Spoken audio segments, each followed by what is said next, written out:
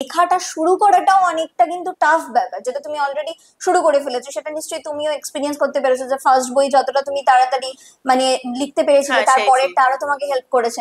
তো এরকম কি সাজেস্ট করবে বন্ধুদেরকে যে যারা লেখা শুরু করতে চাইছে কিভাবে শুরু করতে পারে? তো ফার্স্টলি একটা জিনিস বলতে হবে, যারা বই পড়ে না তাদের থেকে আমি ওটা উল্লেখ করে বলছি। হুম।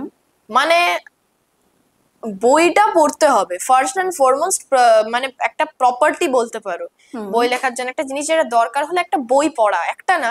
মানে ধরে নাও তোমার কমেডি ভালো লাগে, তুমি কমেডি দিয়ে শুরু করো, কিন্তু তোমাকে বই পড়তে হবে, কারণ তুমি বই পড়লেই জানতে পারবে কিভাবে একজন অথর মানে একটা মানে নিজের ফিলিংস, নিজের ইমোশনস, নিজের এক্সপিরিয়েন্সেস কি করে নোট ডাউন করে একটা পেজে, তারপর সেটাকে ছাপায় বই হিসেবে।